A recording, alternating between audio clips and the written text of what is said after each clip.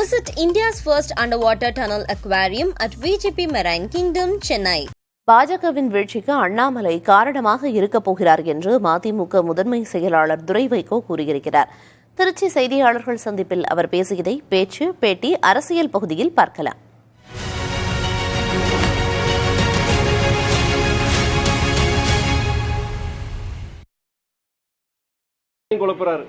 மக்களை குழப்புறாரு, எதிர்கட்சிகளை குழப்புறாரு. அவரே ஒரு குழப்பவாதி தான்.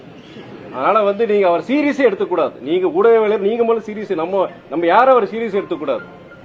அவர் பேசுறதுலயே பாத்தீங்கன்னா எல்லாமே பொய்யான தகவல்கள். எந்த ஒரு திடீர் நாள் அவர் ஒரு பரபரப்பு உருவாக்கணும். அவர் சொல்ற குற்றச்சாட்டுகள் பாத்தீங்கன்னா இந்த 3 வருஷத்துல பாத்தீங்கன்னா எதுலையுமே உண்மை கிடையாது.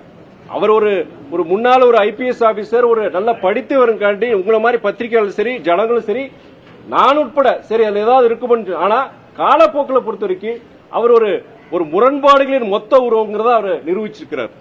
ஒரு வருடத்துக்கு முன்பு சகோதரர் அண்ணாமலை மேல இருந்த மரியாதை நம்பிக்கையும் இன்னைக்கு கிடையாது. ஏன்னா தொடர்ந்து பல விஷயங்கள்ல இந்த மாதிரி பேசிட்டு இருக்கிறாரு.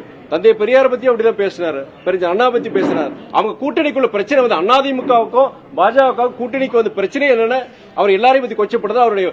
நம்முடைய புரட்சித் தலைவர் எம்ஜிஆர் பத்தி குறை சொன்னாரு. அப்படி இல்லைன்னா அவருடைய அணுகுமுறை பாஜக வீழ்ச்சிக்கு ஒரு காரணமா இருக்க போறது அண்ணாமலை இருப்பார் நினைக்கிறேன். நல்ல விஷயம் தான், எங்களை பொறுத்தவரைக்கும் சந்தோஷம் தான். Visit India's first underwater tunnel aquarium at VGP Marine Kingdom, Chennai.